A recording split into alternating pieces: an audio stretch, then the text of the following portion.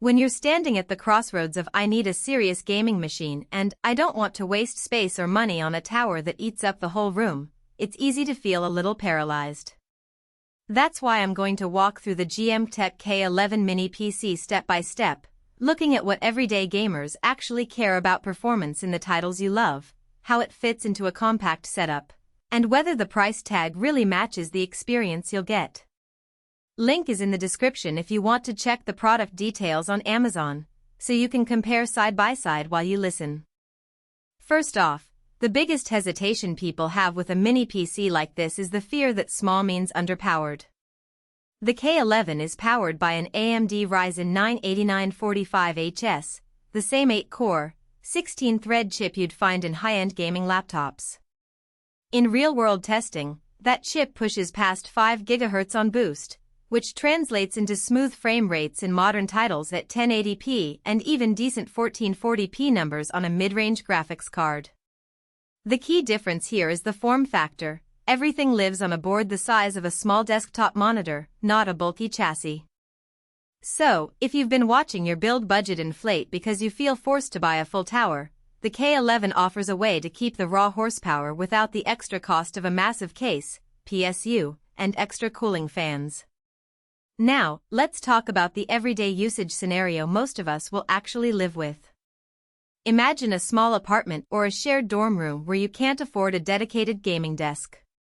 The K11's 1TB PCIe 4.0 SSD, paired with 32GB of DDR5 RAM, loads games in a few seconds and lets you switch between a few demanding titles without hunting for memory.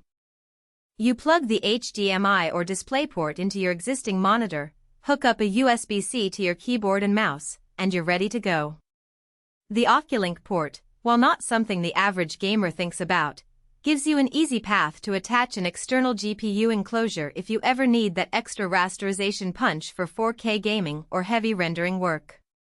In practice, that means you could start with the integrated graphics of the Ryzen 9, which, thanks to its built-in Radeon Vega, handles esports and indie games effortlessly, and later add a modest external GPU if you decide you want higher settings in something like Cyberpunk 2077. One of the hidden trade-offs that tends to get glossed over is the cooling solution. GMKtec uses what they call a Hyper Ice Chamber 2.0 with dual fans, and on paper that sounds impressive. In a real room with ambient temperatures hovering around 70°F, the fans stay fairly quiet during idle or light gaming, but you'll notice a low whine when you push the CPU into its higher boost clocks for a marathon session of an open-world game. It's not a deal-breaker, but it's something to be aware of if you're sensitive to background noise. The dual NIC setup, one 2.5 GB Ethernet port and a Wi-Fi 6 module does give you the flexibility to run a wired connection for the lowest latency in competitive shooters while still having a strong wireless backbone for streaming or downloading large patches overnight. Who should consider buying the K11? The sweet spot is definitely the gamer who values space efficiency and wants a machine that can double as a workstation. If you're into game development, video editing, or run multiple 4K monitors for streaming, this mini PC can handle those workloads because the Ryzen 9's multi-core performance shines in CPU-heavy tasks. The fact that it supports 4 simultaneous 4K displays means you could have your game on one screen, a Discord chat on another, and a video editing timeline on a third without sacrificing performance. For someone who mainly plays competitive titles like Valorant, Fortnite, or Rocket League at high frame rates, the K11 provides more than enough power, especially when paired with an external GPU you can add later. On the other side of the coin, there are clear reasons to skip this unit. If you're an ultra-hardcore gamer who insists on native 4K gaming at ultra settings with ray tracing, the internal GPU, which is essentially the integrated Radeon Vega, will quickly become a bottleneck. You'll need to invest in an external GPU enclosure, which adds both cost and bulk, somewhat defeating the purpose of a mini solution.